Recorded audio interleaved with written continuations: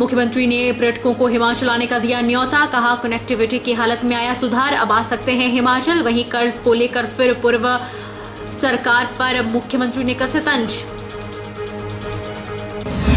प्रदेश की कांग्रेस सरकार पर जमकर बरसे नेता प्रतिपक्ष जयराम ठाकुर, बोले कांग्रेस ने प्रदेश को 10 साल पीछे कर दिया। कांगड़ा ने तो चुनाव में कांग्रेस को बढ़त दिलवाई, फिर क्यों हो रहा कांगड़ा और मंडी के साथ सौतेला व्यवहार। आईआईटी मंडी में रैगिंग करने पर 72 छात्रों पर कार्यवाही, पिछले महीने 11 अगस्त की बताई जा रही है घटना। फ्रेशर के साथ कथित तौर पर की गई थी रैगिंग, 10 सीनियर स्टूडेंट्स को 6 महीने के लिए किया गया निलंबित।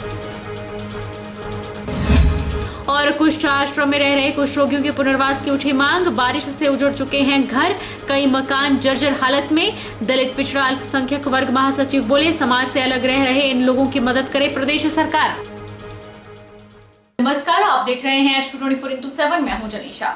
हिमाचल प्रदेश में देश विदेश के पर्यटकों को आने का निमंत्रण प्रदेश के मुख्यमंत्री सुखविंदर सिंह सुक्खू ने दे दिया है। उन्होंने कहा कि अब रोड कनेक्टिविटी में सुधार आ गया है, इसलिए पर्यटक हिमाचल आ सकते हैं। वहीं पूर्व मुख्यमंत्री जयराम ठाकुर द्वारा प्रदेश सरकार पर 9 महीने में विकास की गति को ना बढ़ाए जाने के बयान पर मुख्यमंत्री ने पूर्व मुख्यमंत्री को घेरा और कहा कि जयराम सरकार 7वें पे कमीशन लागू करके 10,000 करोड़ की देनदारियां खड़ी करके चली गई है। इस बात का मैं क्या जवाब दूं? विधानसभा का सत्र 18 से स्टार्ट हो रहा है, आप उसमें तथ्य रखिए। जिस प्रदेश की आर्थिक हालत को और जिस प्रदेश के कर्जे को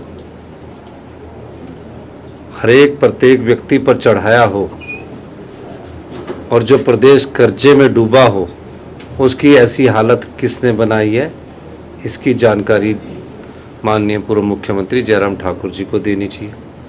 7th पे कमीशन लागू कर दिया गया, सरकारी कर्मचारी और अधिकारियों की देनदारियां नहीं देगी, 10,000 करोड़ रुपए के करीब देनदारियां हैं। हमें तो सिर्फ अभी 9 महीने का समय हुआ है और हम आपदा को चुनौती मानकर उसका सामना कर रहे हैं। आपदा प्रभावित परिवारों तक पहुंचने की कोशिश कर रहे हैं। आपदा के लिए राहत के लिए हम केंद्र सरकार से बार बार अनुरोध कर रहे हैं, वो महज बयानबाजी कर रहे हैं। मुझ पर बयानबाजी करने से अच्छा है कि वो देश के प्रधानमंत्री जी के पास जाएं और गृह मंत्री जी के पास जाएं और कहें कि हमें जो आपदा में केंद्रीय सहायता जैसे कि उत्तराखंड को मिली, गुजरात को मिली, ऐसी प्राकृतिक आपदा 50 साल में हिमाचल प्रदेश में कभी नहीं आई। उधर हिमाचल प्रदेश में देश विदेश के पर्यटकों को आने का निमंत्रण प्रदेश के मुख्यमंत्री ने दिया। हमीरपुर में मुख्यमंत्री ने कहा कि प्रदेश की सड़कों को ठीक करने का काम युद्ध स्तर पर जारी है और रोड कनेक्टिविटी की हालत में सुधार आ चुका है। उन्होंने कहा कि कुछ क्षेत्रों में अभी काम जारी है, लेकिन अधिकतर पर्यटक स्थलों की पहुंचने तक की सड़कों को खुलवा दिया गया है। हमने सभी पर्यटकों से कहा है, हिमाचल प्रदेश आने के न्योता दिया है।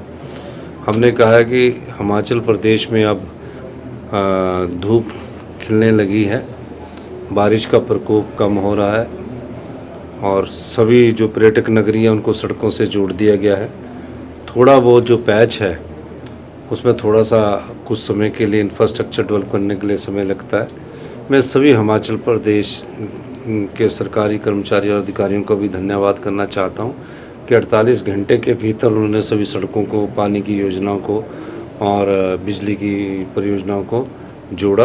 उसके लिए भी सब धन्यवाद के पात्र है। देश में व्यवस्था परिवर्तन के तहत बनी कांग्रेस सरकार में पहले तो मंत्रियों की व्यवस्था नहीं हो पा रही थी और अब कांग्रेस के विधायक भी वर्तमान व्यवस्था परिवर्तन को पत्र बम और सोशल मीडिया के माध्यम से कोसते नजर आ रहे हैं। ये शब्द पूर्व मुख्यमंत्री जयराम ठाकुर ने बैजनाथ में कहे।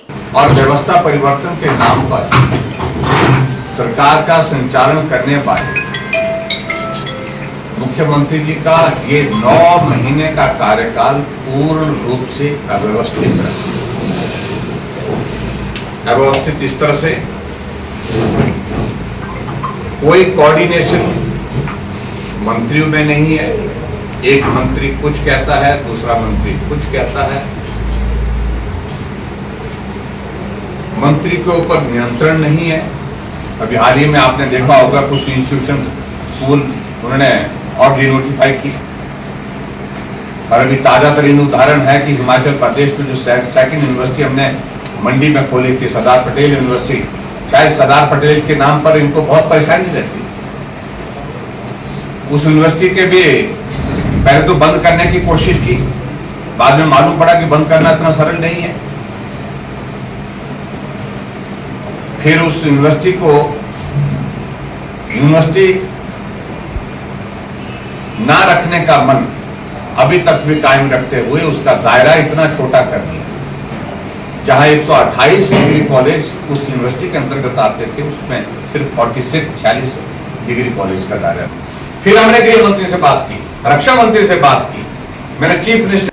ग्रामीण विकास एवं पंचायती राज मंत्री अनिरुद्ध सिंह चंबा के 2 दिवसीय दौरे पर हैं। अनिरुद्ध सिंह ने अपने प्रवास के दौरान जिले के उन सभी क्षेत्रों का दौरा किया जिन इलाकों में बारिश के बाद भारी तबाही हुई थी। उन्होंने चंबा के स्थानीय लोगों की समस्याएं भी सुनी। डिजास्टर बारिशें बहुत ज़्यादा हुई थी। 9 और 10 जुलाई को बारिश हुई थी, उसके बाद 12-13 अगस्त को जो है भारी बरसात के कारण जो है बहुत ज़्यादा नुकसान पूरे प्रदेश में हुआ है। करीबन 10,000 करोड़ रुपए का नुकसान हुआ है। इसी के तहत जो है माननीय मुख्यमंत्री सुखविंदर सिंह सुक्खू जी ने मुझे जो है चंबा और लाहौल स्पीति का प्रभार दिया है कि आप जाइए वहाँ पे, क्योंकि वो कल मैं जो है पूरे क्षेत्र में गया था और होली तक गए थे हम लोग, और वहाँ पे माननीय मुख्यमंत्री जी स्वयं जो है आना चाह रहे थे, परंतु बीच में मौसम ख़राब हुआ, 2 बारी तो हेलीकॉप्टर जो है टेक ऑफ ही नहीं हो पाया। तो उनका संदेश लेके भी आए हैं कि वो जल्दी जो है उस क्षेत्र का जो है दौरा करेंगे जहाँ भारी नुकसान हुआ है। और अपने हालांकि प्रशासन ने बहुत अच्छा काम किया है। हमारे जो MLAs हैं, चंबा के MLA हैं, आसपास के अच्छा काम किया है सभी ने, और प्रशासन ने भी तारीफ़ काबिल काम किया है सभी ने। और लेकिन एक खुद देख के आकलन करना वो और बात होती है। तो मैं इसी के तहत जो है यहाँ पे आया हूँ, और आज जो है इसी रूट से जो है चंबा होते हुए मैं तीसरा पांगी होते हुए जो है लाहौल स्पीति की ओर जो है निकलूँगा, और पूरी रिपोर्ट जो है माननीय मुख्यमंत्री जी के समक्ष जो है हम लोग पेश करेंगे। भारतीय जनता पार्टी अर्की के नवगठित मंडल की पहली बैठक सामुदायिक भवन अर्की में हुई। प्रदेश भाजपा अध्यक्ष राजीव बिंदल मुख्य अतिथि के तौर पर उपस्थित रहे। उन्होंने प्रदेश के प्रत्येक भाजपा कार्यकर्ता से आह्वान किया कि विपदा की इस घड़ी में समाज के साथ कंधे से कंधा मिलाकर खड़े रहें। हमारे कार्यकर्ताओं से हम आह्वान करने वाले हैं कि इस त्रासदी की घड़ी में हमारा प्रत्येक कार्यकर्ता निरंतर समाज के साथ कंधे से कंधा मिला करके, कांग्रेस पार्टी भारत की सबसे बड़ी राजनीतिक पार्टी हुआ करती थी, और आजादी से पहले इस पार्टी का जो नियम मूल्य थे वो राष्ट्रवाद के ऊपर आधारित थे। चाहे वो लाल बाल पाल का जमाना हो, लाला लाजपत राय, विपिन चंद्र पाल, बाल गंगाधर तिलक, या आदरणीय स्वर्गीय गांधी जी का समय।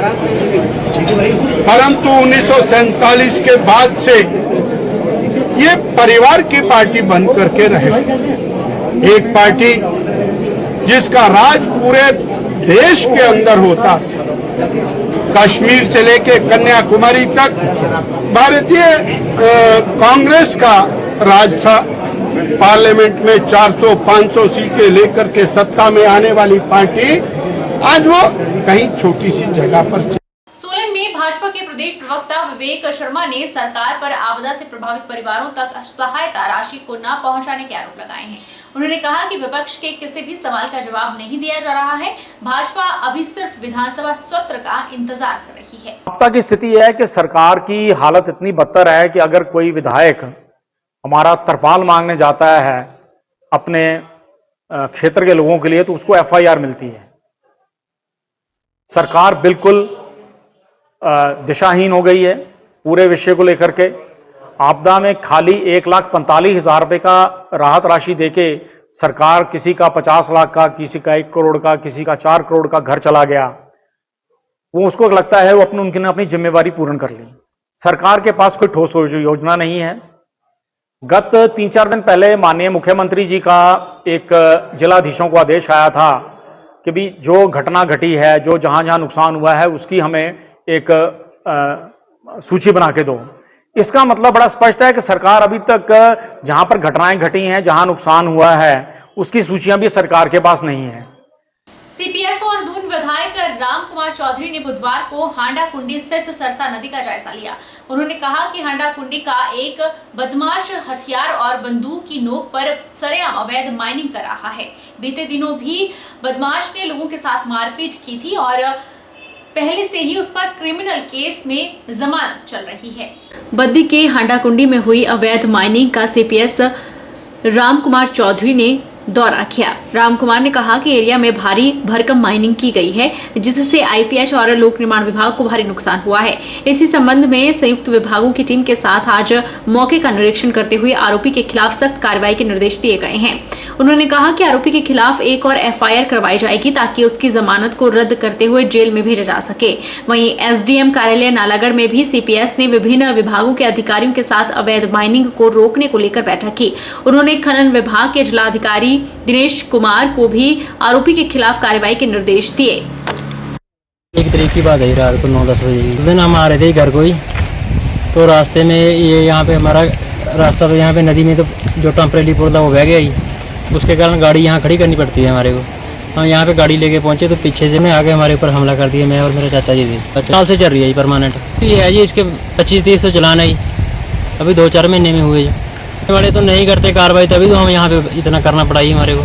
सीपीएस साहब से उम्मीद है ये करेंगे कुछ ना कुछ। आज हांडा खुंडी गांव है, यहाँ पे एक बदमाश है और उस बदमाश के पास देसी कट्टे जो है लोग बताते हैं जैसा कि वो हैं, और रात को गन पॉइंट पे जो है वो माइनिंग करते हैं, क्योंकि माइनिंग स्टाफ हमारे पास कम है। आज इसलिए हमने ज्वाइंट इंस्पेक्शन यहाँ रखी थी ग्रामीणों के निवेदन पे, तो बड़े परेशान थे। जैसे आपने देखा कि हांडा खुंडी गाँव का एक रास्ता था, यहाँ से पाइप डाल के हमने वो उसको बनाया हुआ था, और वो सारा रास्ता जो है वो डिसमेंटल कर दिया। इस गांव को पानी की सप्लाई जो है वो भी बाधित हो गई है, और जो चैम्बर्स लगे थे उसके सराउंडिंग जितनी भी रॉ था वो निकालने के लिए उसने माइनिंग की।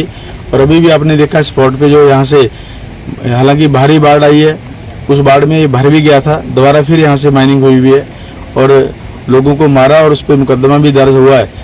और पीछे हमारे जो आगे जाके बिजली के हमारे पोल्स थे, उनके स्ट्रक्चर थे 2 पोल या 4 पोल स्ट्रक्चर, वो भी उसके भी सराउंडिंग से उसको माइनिंग करके इसने जो है वो गिर गए हैं, उनको दोबारा रिस्टोर किया गया। गवर्नमेंट का नुकसान। आईआईटी मंडी में कथित तौर पर सीनियर बैच के छात्रों द्वारा प्रथम बैच के छात्रों की रैगिंग का मामला सामने आया है। बताया जा रहा है कि यह रैगिंग पिछले महीने फ्रेशर मिक्सर के दौरान हुई थी, जिसकी शिकायत संस्थान के एंटी रैगिंग सेल से की गई थी।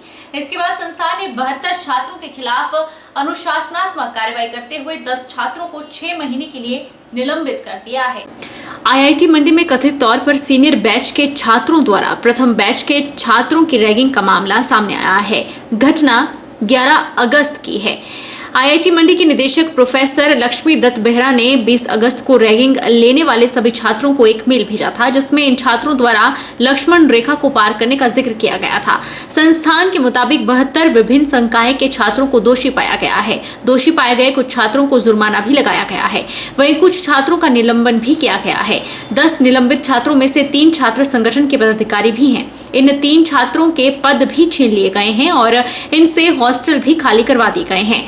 सूत्रों के मुताबिक सजा पाने वाले सीनियर स्टूडेंट ने संस्थान से सजा पर पुनर्विचार की अपील की है। बताया जा रहा है कि 11 अगस्त को सीनियर स्टूडेंट द्वारा आयोजित फ्रेशर मिक्सर के दौरान अज्ञात शिकायतों की जांच के आधार पर आईआईटी मंडी ने यह कार्रवाई की है। संस्थान को मिली शिकायतों में कथित तौर पर मीट के दौरान प्रथम वर्ष के छात्रों द्वारा सीनियर स्टूडेंट्स द्वारा उनकी रैगिंग करना और उन्हें कोने में खड़ा करने के आरोप लगाए हैं, जबकि सीनियर स्टूडेंट्स ने यह कहकर अपना बचाव किया कि यह आमतौर पर हर साल फ्रेशर मिक्सर के दौरान होने वाला एक मजाक था, जिसे गलत समझा जा रहा है।